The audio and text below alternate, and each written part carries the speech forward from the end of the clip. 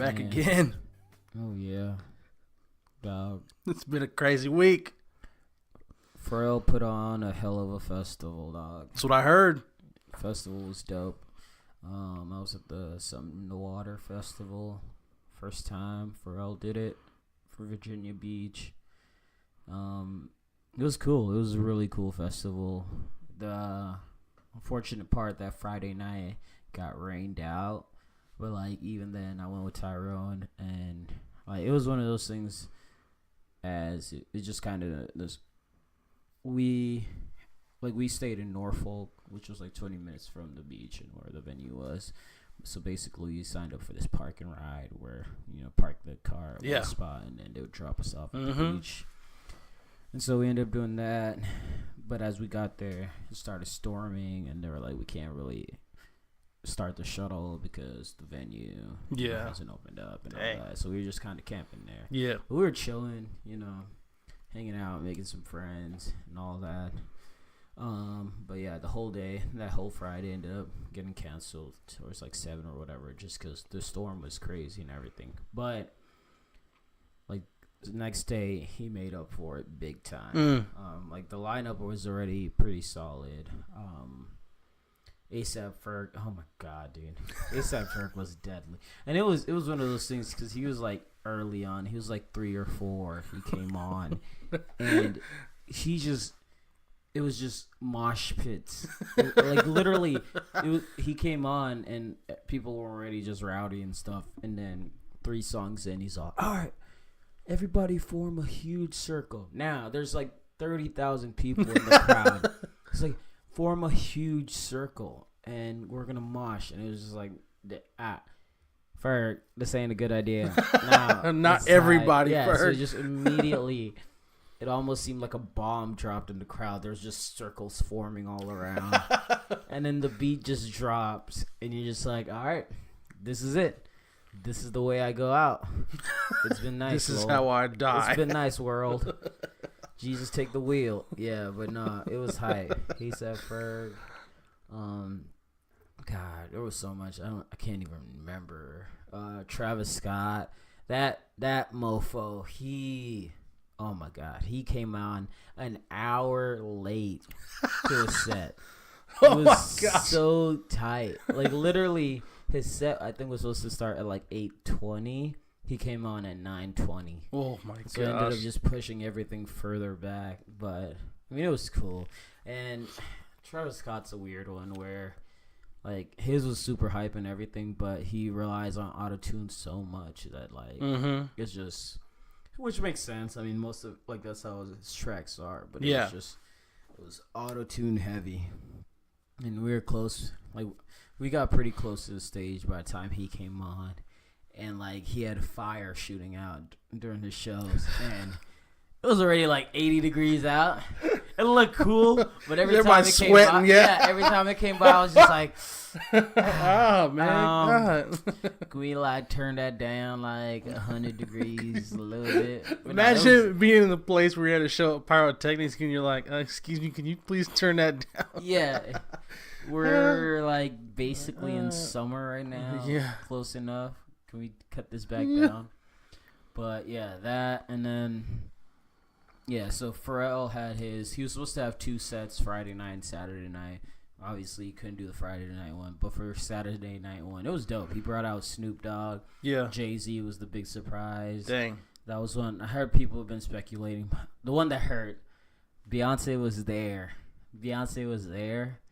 and everyone was expecting her to perform and everything. Yeah. But I think the reason why she didn't perform was like the crowd would have lost its mind. Like people would have rushed the stage, and because it was already like when Jay-Z came on, it was already hectic. So it was just like, we can't throw Beyonce out here like right now. The people will lose their mind. But that would have been super dope. But I would still take Jay-Z. So he had Jay-Z. Usher came out. Usher was hilarious. Usher came out with a dang necklace, a chain necklace. Did the old 2000 spinning it around his neck and stuff like that. When he was getting him, Usher was over there busting it, dancing and everything. It was dope. So and that was one of the cool parts of like the festival. You had a little mixture of like new school, old school, and like the in between. Yeah. You had like Teddy Riley, Charlie Wilson, which like I was like low key like clowning it and stuff. Yeah. But like he put on a heck of a show. I don't know how old he is right now, but Buddy was out there dancing, breaking it down and stuff, and he could still sing and all. Teddy Riley was dope. That's amazing. And Blackstreet, all that. He was sick. The most disappointing one was Chris Brown, and I was tight because that was the one I was looking forward to the most. But part of it, I think he was like losing his voice or something, because even when he would talk to the audience, it was like you could tell he was struggling. And so like he had came on like 20 minutes late to his, and he tried to play it off like they were kicking him off, and it's like, bro, you showed up late. Of course they're gonna keep ish moving. Yeah, like no, we got to keep the show moving. But nah, his was cool, and like it made me mad because he brought out Trey Songz for one song. Okay, and I was just like, man, you could have at least had Trey Songz do a couple more songs, right? Knowing your voice was shy or something. Yeah, Trick us home. Just give us something. But my favorite one though, well, I don't know favorite, but up there was definitely Pusha T was dope. Pusha T. I was gonna ask you what your what was your favorite? His performance was probably might be my favorite performance, but he basically did all of Daytona, and then he did some of the good music tracks on. It was sick. It was so sick. Yeah, especially having to listen to Daytona a lot. I love Daytona. After going back and listening to Daytona, I'd probably give Victory Lap Album of the Year over Daytona, just because I love Daytona so much, but it's like 20-30 minute album. Like so was it like 7 tracks, I think? Yeah. It's so short, and so I wish he'd added a couple more tracks, but it's such a dope album at the same time. So he was super cool. But yeah, there was just a ton of people, like surprise guests and stuff like that. And you know, it was cool because usually that weekend, Virginia Beach, it's typically what they refer to as college weekend. So it's the weekend before like final exams and all, and so college students just kind of come out vacation one time before, you know, they got to go back and do exams. Yeah. Typically in the past, it's been like violent and like there's been like, you know, it gets rowdy and stuff like that. It's basically like late spring break. And so that's kind of why Pharrell came forward with like doing because in the past they haven't had like a set events stuff going on. It was just kind of people showed up and just, you know, got rowdy, did stuff. Wow. Yeah. So Pharrell kind of set that up. It was like, here, you know, if we have a set event, different activities going on, it'll kind of give people stuff to do. Yeah. Like, you know, it's one thing to just show up at a beach. It's like, all right, we're just gonna get into some ish, rather than if you have an event going on. So that was super cool. It was a huge success. They've already like signed. I think Virginia Beach has already signed for another like 5 more years of the festival and stuff. So they're gonna be doing it next year. Yeah, it should be dope. Next year is gonna be insane because like just seeing what he pulled off this year, and I mean honestly, because the ticket cost us. I bought it right when it came out. It was like $209. That's not bad at all for the weekend. And the cool thing was since that Friday got rained out, they refunded a partial amount of that ticket, so we're getting like $55 back for that. So it was really I paid like $150. Yeah, you paid for 2 concert tickets. Yeah, $150, and that's what you might pay to see like Jay-Z alone or Pharrell. Yeah, one or two of those artists alone, and we got like 12, and it was great. Yeah, that's what's up. So looking forward to it next year, and it was one of the funniest things was like me and Tyrone got there Thursday, and we had gone to see Avengers, and then as we were driving back, I was just kind of like, I don't know what I expected Virginia Beach to look like, or Virginia in general, but it's not this. Because, like, I did not know Virginia there is hella black people out in Virginia. Yes. I did not know that. I don't know why. I think I just associate Virginia with West Virginia. Yeah. And I think because like I've been to Roanoke, which is like super white. Yeah. I feel like, and so that's the only part of Virginia I've been to. But when I was coming out there, and that was the other part of it where like because typically with these type of music festivals, it's a bunch of white people going to it and stuff like that. And it was cool because. And this was a quote I wanted to read that they were interviewing Pharrell, and they were asking him, like, hey, how are you able to get all these people out here, all these big-name artists? And so, yeah, the interviewer asked for how he was able to line up the star-studded performers and top brands. He said it was an easy sell. And this is Pharrell. I said the same thing to the artists as I said to the corporations. Virginians stream your music. They buy your products. They use your phone services. They stream your content. They wear your gear. Yeah. They contribute to your bottom line. They show up for you. Why can't you show up for them? And no one batted an eye. And that was one of the coolest things for me because early on, and ever since the Fire Festival, everyone's basically just like looking for what the next Fire Festival to be. Yeah. And so you always got people just trying to like shit on something and like hope it like doesn't. Everyone wants something to fail so they could have something to tell.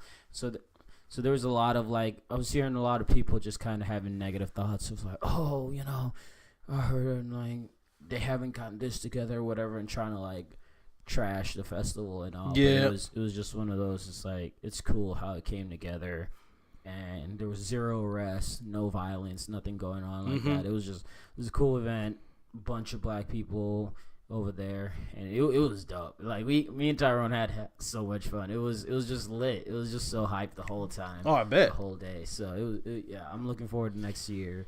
Definitely gonna get my tickets and do it again. So something in the water.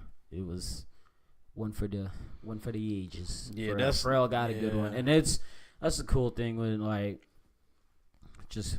Someone like Pharrell, like highly respected. That's the thing about it. He's just one of the most respected dudes ever in the industry, like legendary. That was the part for me alone that sold me on the festival. Is like, oh yeah, this dude's respected by everyone. Like he's gonna pull this off. He's got he's got his own brand and reputation. He ain't gonna put anything out there that's trash. That's exactly it. Where it's like you put your name onto something like that, there's no way you let it fail. So. Yeah. It was super dope. Yeah. It was freaking. The dumb part was the festival, and I think we got done at like, 10? I know. Probably like close to 11, and then drove back that night. And it was like a 3-hour drive, not too bad. But once I got home, boy, I was dead. I was so out. But it was wild. No, yeah. That was the one. There are two big ones nearby. Something in the Water is the one that I was sad to miss this year. Definitely gonna be looking at tickets for next year.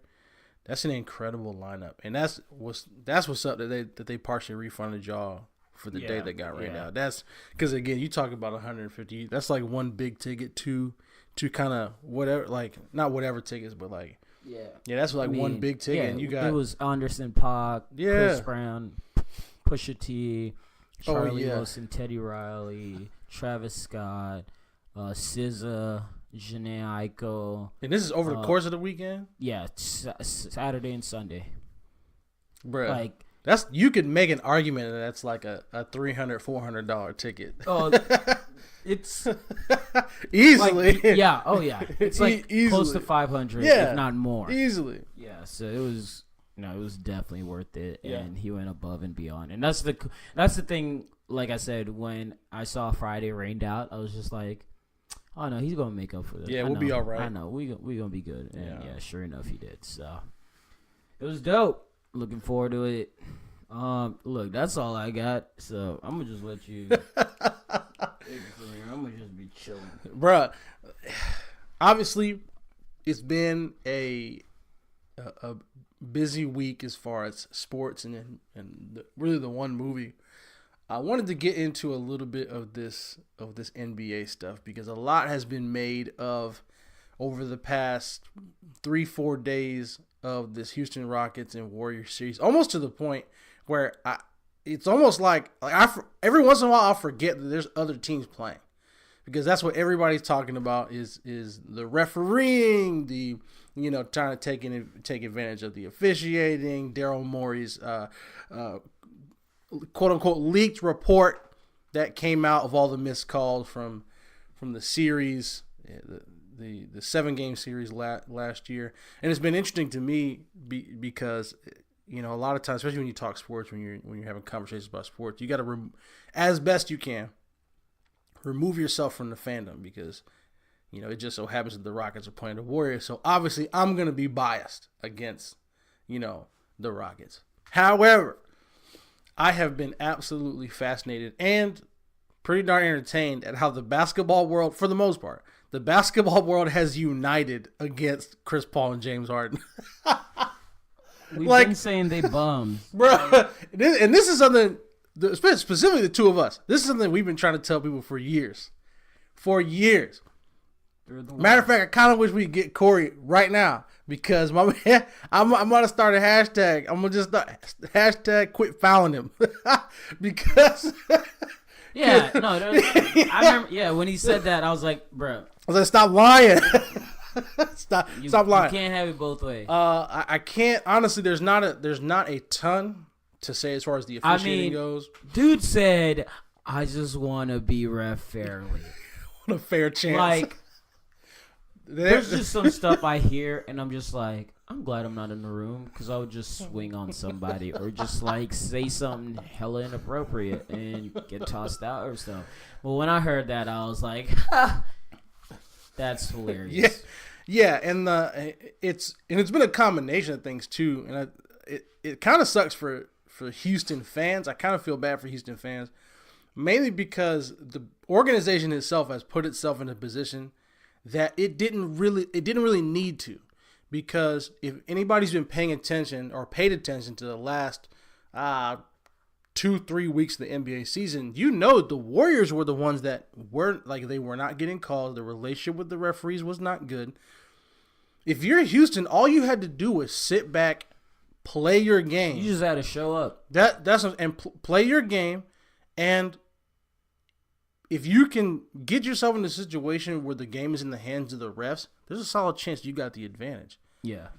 I don't know who it was or how it got in their head that they were going to actually not only complain, but show up the NBA by leaking a report basically saying how much they sucked and how much that they were favoring the Warriors.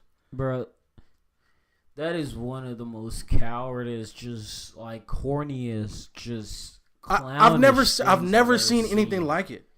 Like, and the fact that, and they'd been sitting on this, Yeah. They'd been sitting on this. They had planned, like, hey, when we rematch, we play the Warriors. I almost wish they had lost the first round, or like they had lost the first round. Yeah. So they aren't playing the Warriors. It was like, so what? Were you just gonna save it for next year, or like were you still gonna release it? Yeah, for next time y'all took an L. Yeah, who they play? What, they played the Jazz first round? Yeah. So say they lose to Jazz, and then they release that. Well, it doesn't matter, we didn't get all these calls. Yeah. So apparently they decided not to send it because they were able to address some of the issues face to face, which makes me even more upset because the whole point of quote unquote leaking it wasn't to communicate anything to the league. It was to drive a narrative to the public and the media. That's what it was for. It was so like just to pressure. Yeah, all their whole beef. They had already had that conversation with the league. So releasing the report was just to get the media talking. And to get people. Yeah. And it backfired. First of all, I've never seen anything like it. Second, I've never seen anything that like the propaganda stuff, because we've seen propaganda stuff before with the stuff we've talked about with like LeBron and the finals of the past few years. Like we've seen it in the NFL where like organizations will leak stuff to try to like drive a narrative or whatever. I've never seen anything like this, and I've never seen it backfire this bad. But yeah, James Harden, it's crazy because the more I watch Houston, and it's not that I'm sympathetic to James Harden, and you know what I'm saying, but Chris Paul gets worse and worse and worse as time goes on. And we were watching that game last night, and I'm like, yeah, this whole team is hoes. From top to bottom. Austin Rivers. Clown. Yeah. Austin Rivers. And I'll say this too. James Harden's eye is legitimately messed up, bro. It's legitimately messed up, but it won't be the reason why Houston loses this series. No. It won't be the reason. It had me out. We were sitting there, and I was just like, because every time, it was like he almost knew the camera was on. Well, he knew the camera was on him the whole time, but it was the fact, like, after any missed shot or when he was on the free throw, like, basically when he messed up or something didn't go his way, it was just always, like, rubbing his eye and stuff. Almost like a blatant, like, I understand his eye was bothering him. You could tell it was super red and all, but at that point, it's like, one, suck it up, fight through it. Yeah, bro. Two, just like, if it's really bothering you that much, bro, it's just basketball. It ain't that serious. Right. Go sit down. Like, trust your team could handle this. You got two more tries at it. Yeah. From there, it could hopefully be 4 or whatever. Yeah, and I understand wanting to tough it out, but the reason why it's so easy for us to get annoyed, this isn't. There are plenty of fans out there that are haters. But one of the reasons why it's easy to hate y'all, like, this is what James Harden and Chris Paul got to know. It's not like I'm sure they don't care. But if you want to know why we're so ready to go, man, suck it up. Like, stop being a punk. The reason why we're so ready to do that with Houston is because they're constantly pretending like they're getting hurt. Yeah. They're constantly pretending. So when somebody actually does, it's like, again, we said this last week and the week before, it was like the boy who cried wolf. You can only cry wolf so many times until when you finally, it's legit, nobody gonna care. Nobody's gonna care. And not only is it the refs now, but it's fans. It's like, bruh. And again, they asked Draymond after the game, legit. It was weird. It was a weird question because, like, again, if you're a person, you check. But they're like, yo, what was up with you and James Harden? Why did you check on him after the play? He's like, man, we were both fighting for a rebound. I messed up. I hit him in the eye. He's literally said, I messed up. I hit him in the eye. This is bigger than basketball because he's got to deal with injuries. Aren't just on the court. You got to deal with that stuff every day. Yeah. But yeah, Chris Paul, I'm not gonna lie, man. Not as a person, it's not a personal thing. 'Cause I don't know you.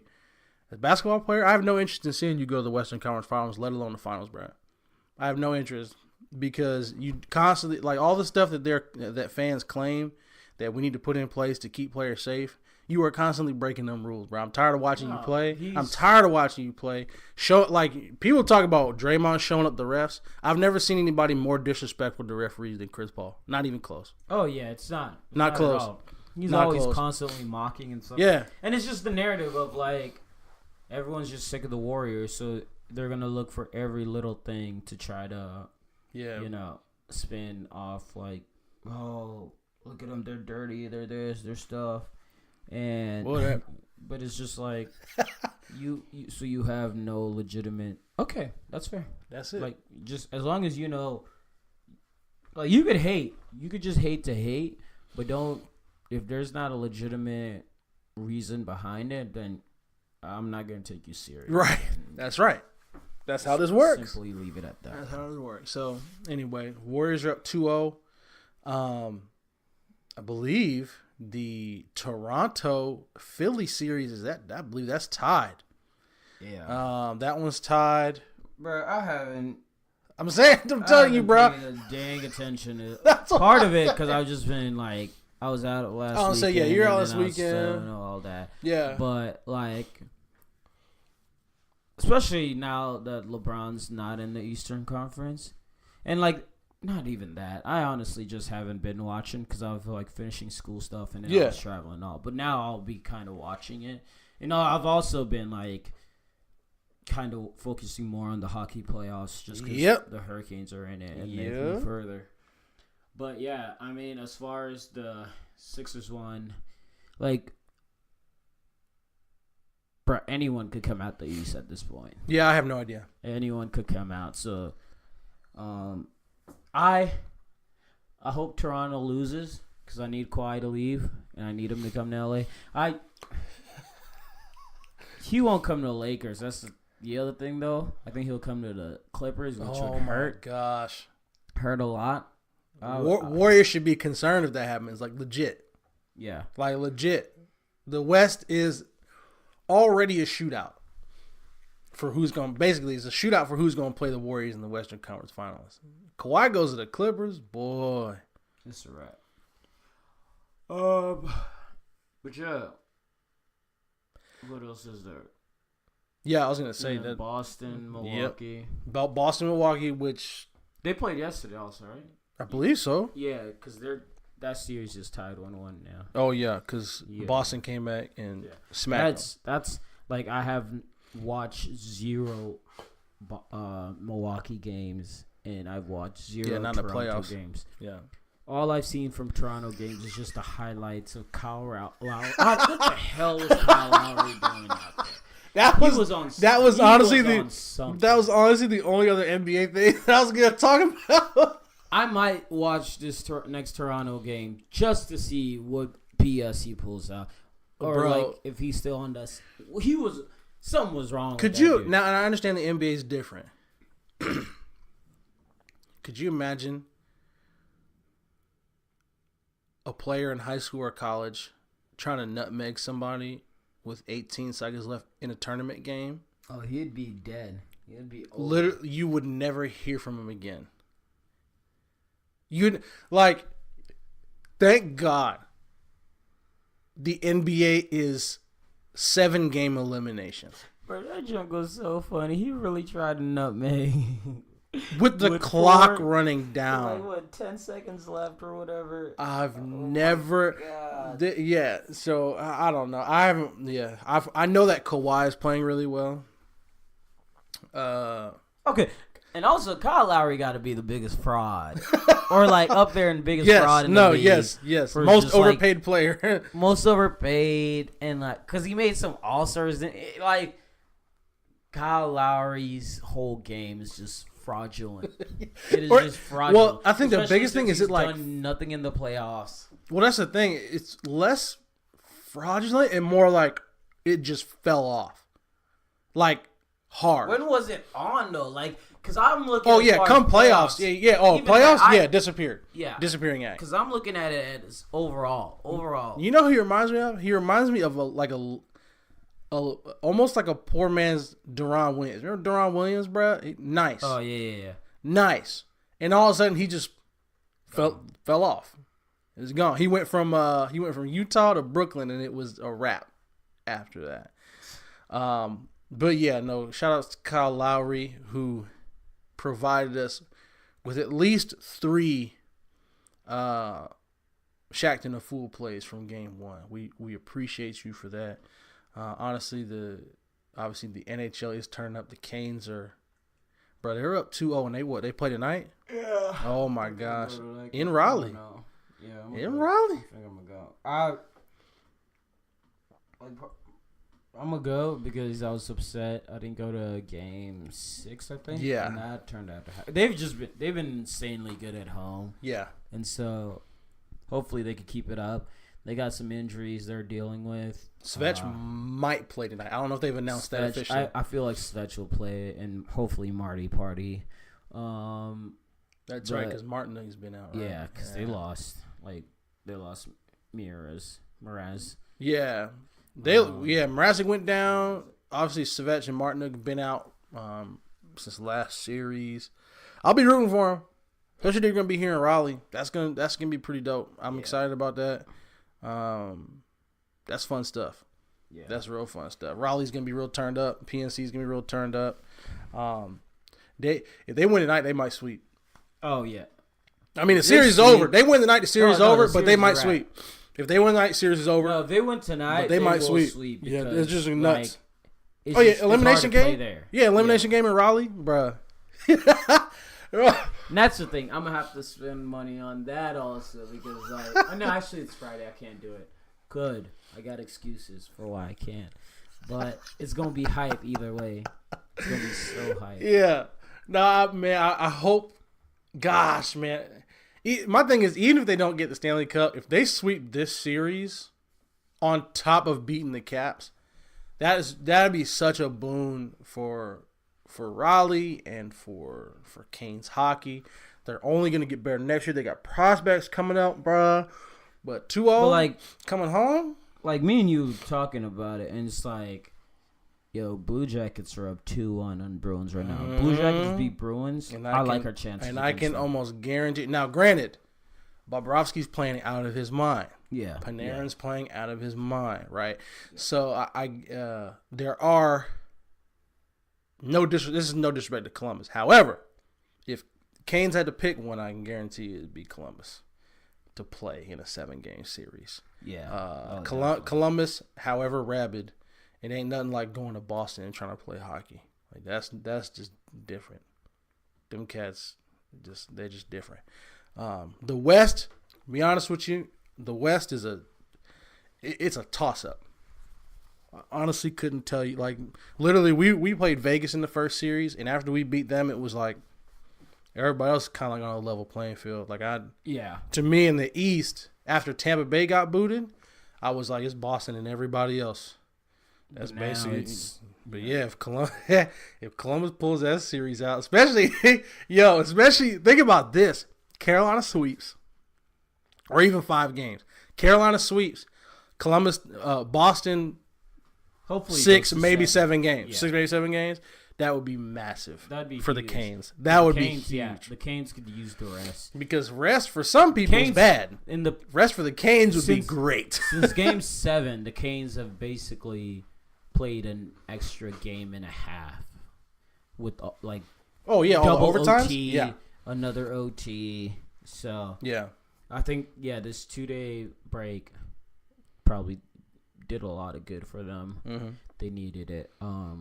And I think that was the other thing going into the Isles series. I was like, the Canes are either gonna win this or lose badly because it's like, yeah, you only had a day of rest, but you're still going off that adrenaline, just recently playing. And because the Islanders had like a week off or like even longer, I think. So it's it's one of those where it's like there's a good amount of rest, and then there's also, if you go a week or however without playing, you don't have that energy, that momentum, kind of you lose it. Yeah. When with the Canes, I mean, especially after being the Caps the way they did, I think they just had all the momentum on their side. Yeah, and that's what was so funny about going 7 against Vegas with San Jose, going 7 against Vegas, and then literally playing 2 nights later against a team that beat theirs in 5. And I was worried for a second. We went in, we beat him. And I'm like, man, rest is a thing, but I'm not sure if rest is as important early in the playoffs as it is later. Yeah. Because early in the playoffs, it's like, yo, you get in a rhythm. I'm like, yeah, I'm trying to play. Exactly. I'm trying to play. Yeah. I'm not trying to wait. Yeah. So, no. But with the Canes specifically, I think rest would be a very good, and not too long, but if they can get 3-4 days, I think they'll be in really good shape. So, look, I know Columbus is probably a better matchup for the Canes, but honestly, I'm rooting for Columbus to beat Boston legit, like straight up, and not even taking the Canes to an account. So, yeah, my dream right now, and your boy already trying to do the math on his savings account right now, is Canes Sharks. Oh my God. I'll lose it, bro. That's once in a lifetime. That doesn't ever happen again for somebody who's from the Bay and lives in North Carolina. That will never happen again. And I would love for it to happen once. So we'll have to go all in on that. I know. That's the thing. Happening. That's the thing where I was like, they keep winning. Bro. I'm like, this is great. I also want to keep going to these games. And like, I'm finna be poor. Your boy about to be dropping this money. So I'm gonna at least make it a 1-game series. So I think I'm 90% gonna go tonight. Okay. And then hopefully we sweep them Friday, so we could just move on to the next series. That would be great. And keep that junk moving. Moving. Yo, PNC, if they please, I need them to win tonight. PNC Friday night. Nobody's PNC working in the Friday morning. night. Oh my God, They're PNC gonna be Friday. loud, bro. They are going to Friday be night would be elimination stupid. game on a Friday It'd be a wrap. during prime time. Yeah, It'd be a wrap. I need them to win tonight because that's if they win tonight, they have no excuse. They got new, and a lot of times when hockey teams play on a survival mode, they almost want to be doing too much. I need to Force their hand. Yeah. You can just lay back in. Yeah, and just play your game. So anyway, gosh, to be honest with you, I'm not even gonna talk about this movie because I feel like we could talk about it forever. We gonna get into it. You want to talk about it? You want to talk about it? Let's talk about it. Nah, you listen. This, if you a Marvel head, if you ain't watch it by Friday, you ain't a real Marvel head. Yeah, that and because this was if you're listening and something gets spoiled for you, like that's your fault at this point. Yeah, it's Wednesday, and Yeah. probably by the time this drops, it'll be Thursday. The movie came out a week tomorrow. Like, nope, you've had way ample time, and that was the thing for me because, like, I had booked the festival back in March, and so April 26th to 28th. So we drove up that Thursday. So a couple weeks back, I started looking. I was like, crap, we're going to be in Virginia while this movie comes out for this festival. And I immediately was like, dang it, this is not okay. And so luckily, right.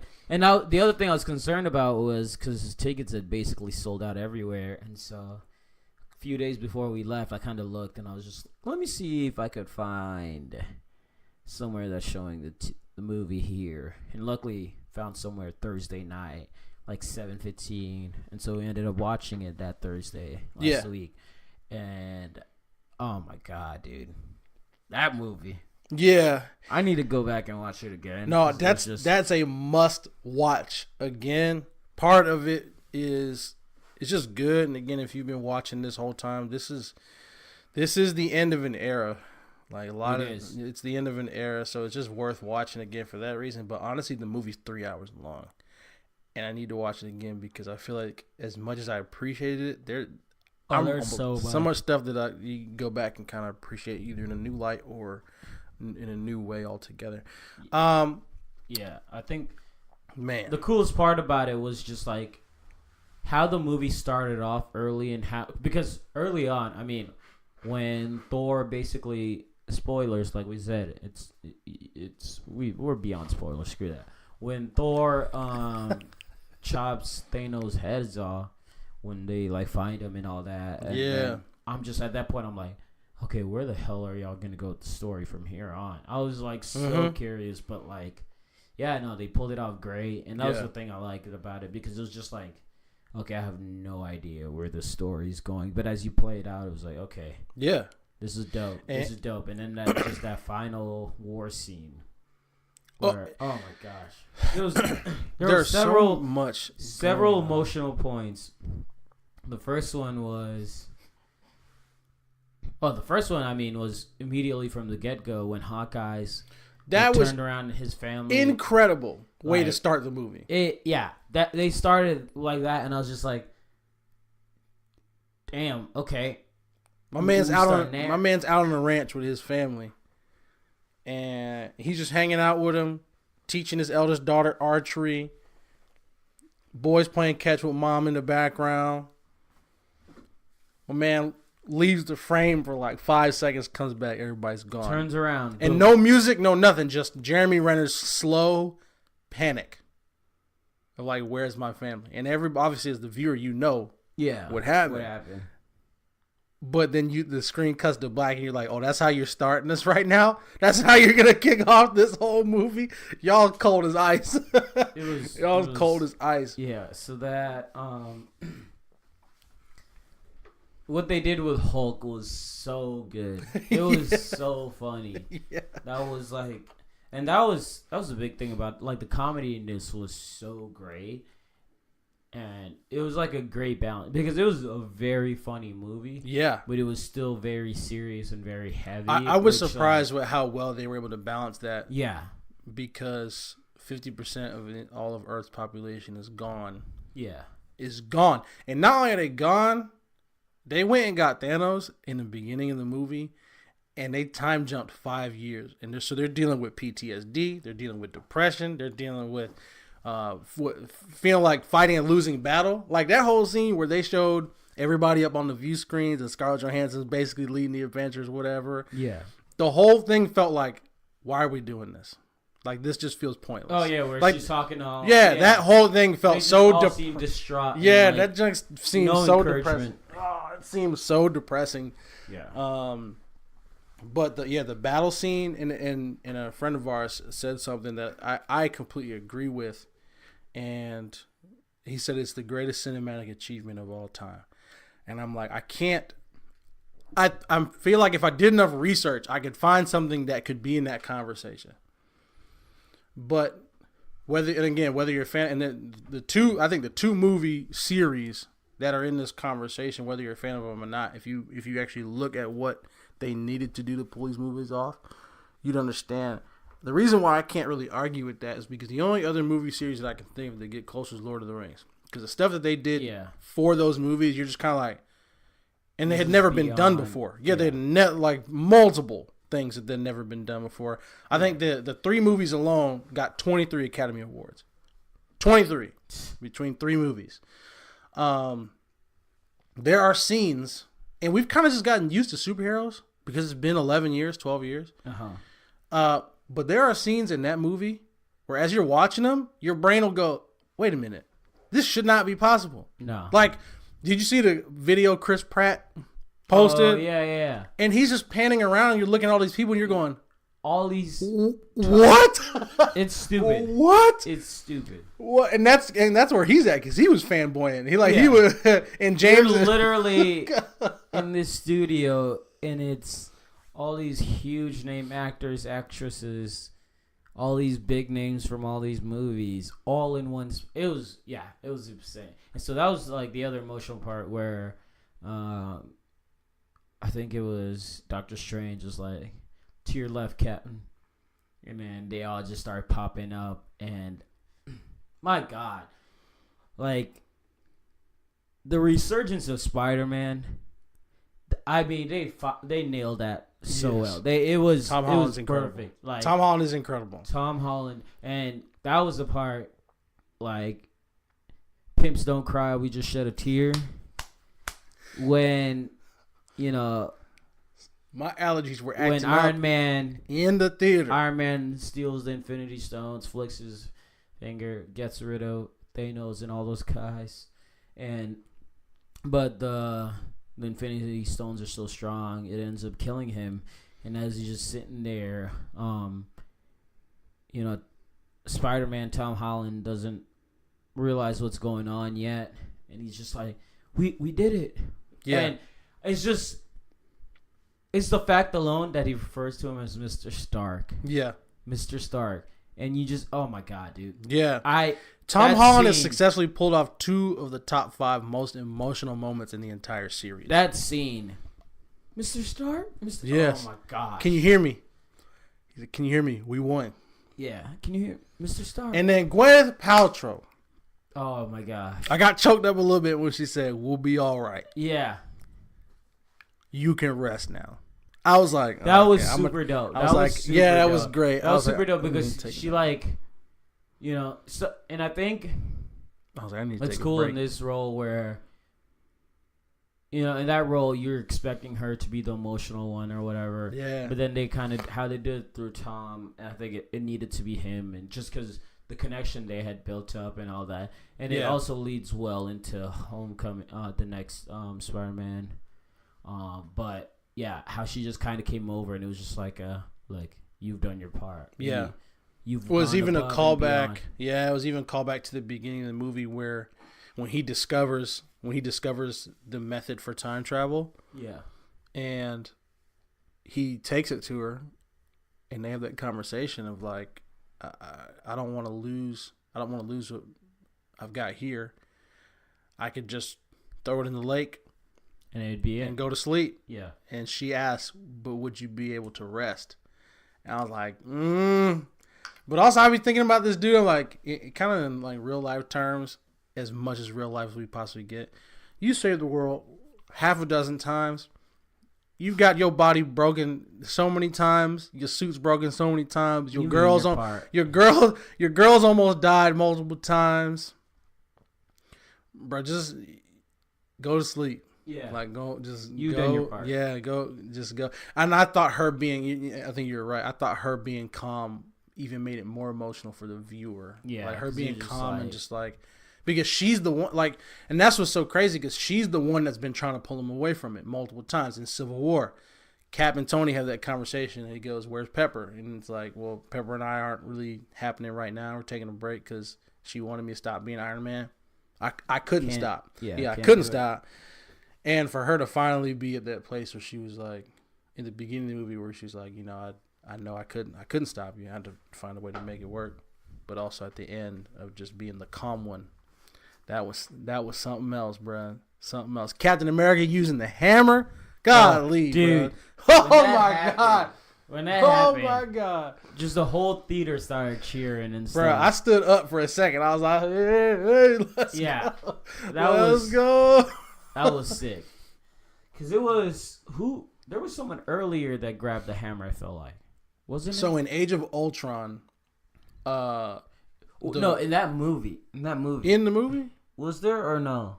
I don't believe so, no. No. So it was when they went back and he was talking to his mom, Thor, and then he got the hammer there.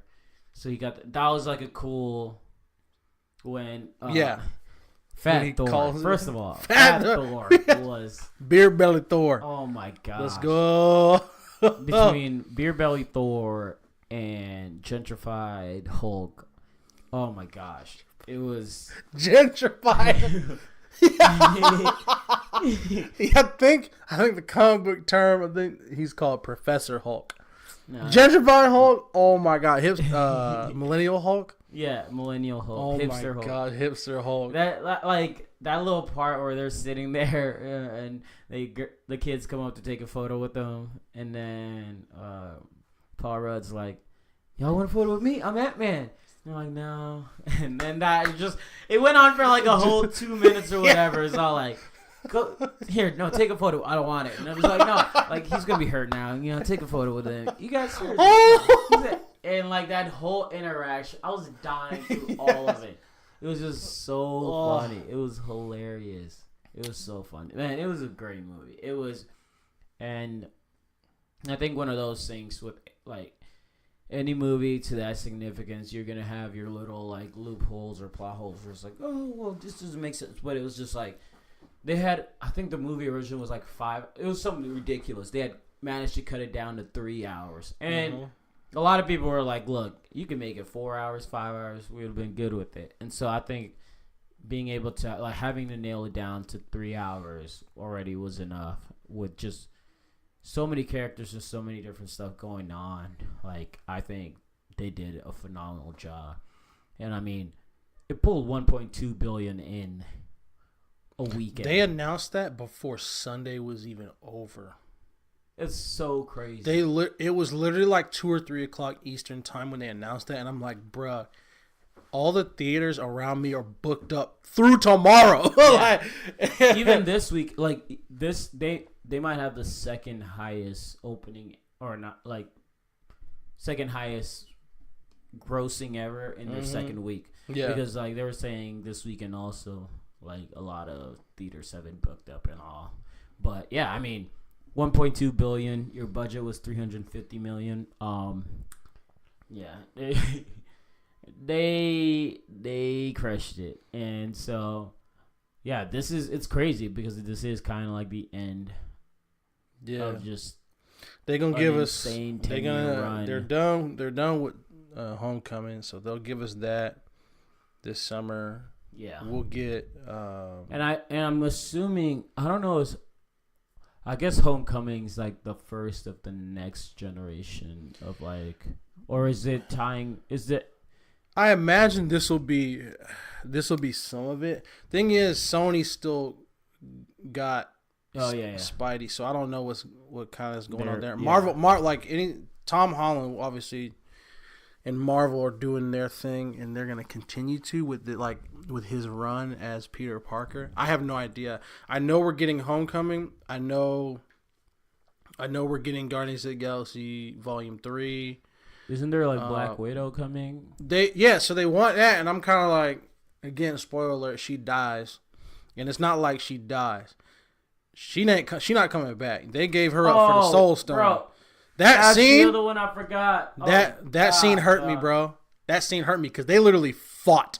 Oh my god, they fought. And that was the thing, because like I heard what Buddy said, but I thought it was one of those things like whoever dropped would have to like fight some or whatever. No, it was just like, no, you're literally sacrificing yourself. So when they just like showed the camera on her and she was dead, I was like, she gone. Oh, damn, she gone for real. And what's crazy too, you can tell that they listened to fans. Because one of the weird things that I noticed, but I was like, I'm not gonna beef about it because it's a Disney movie, basically, was when Gamora got dropped in Infinity War. Like, she felt all that way, and there was no blood. Like, that's kind of weird. Yeah, bruh, you felt Scarlett's death because she was down there and you saw just the blood. Yeah, and everything. Yeah, you're like, oh, she fell. Yeah, that whole scene was rough because he was ready to die. He's like, you know who I am, and you know what I've become. Yeah. And that was the thing. Like, it had a mixture of just everything, where it was just so comedy, the drama. It was dark. Like, early on when she goes to find Hawkeye and he's literally like, he murders that dude, and you know, he's this dude that's above and beyond the law. Typically, that's what we assume. And so, yeah, I think they went extreme with this one, where it was just like, nah, like, we're just gonna show it how it is. And one of the things I like that they did was that, like, she died, and it was like she's gone. She's gone. Mm-hmm. It's not the matter of trying to bring her back or anything like that, because it's so easy to try to do that with a movie like that, where you can try to. But I think that it was just playing into the whole emotional part of it, where like we knew people were gonna be gone. It was just I think everyone had an idea of like Captain America and Iron Man, the two for sure. But I think that Black Widow one was a complete surprise, and it was so early also, in the sense of just like, oh, like we did not see that one coming, and like that left you just kind of the whole time messed up. So I feel like Cap's send off was really good. Yeah. And I remember too when they're like, he's gonna come back in 5, 4, 3, 2, 1. As soon as they were like, yo, try to get him back, I knew what happened. I'm like, my man stayed, bro. Ain't no way in the world he's going back to the 1940s. He sees old girl and he gonna come back. There's no way in the world. He's like, bro, I did my job. It's like, Tony, I did my thing. I get to go home now. Like, I get to rest. I get to go get my dance, basically. So, and look, we're missing a lot when it comes to this movie. I know for a fact we are. Oh, gosh, even the fact that they addressed that there were some good things about. I wish they would have talked about it more, about the plus side of what Thanos did.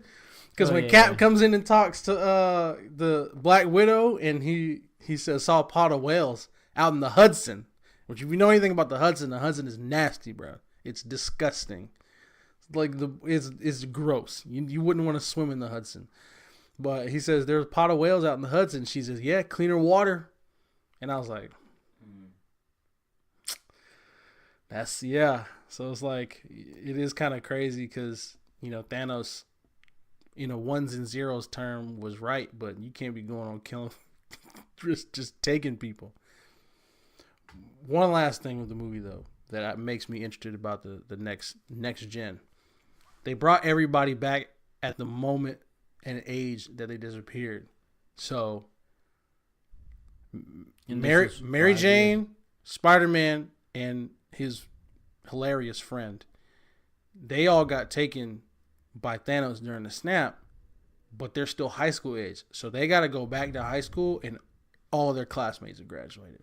All of them. Oh, for real? Yes. So because he brought them back at the moment they were gone, which was 5 years prior.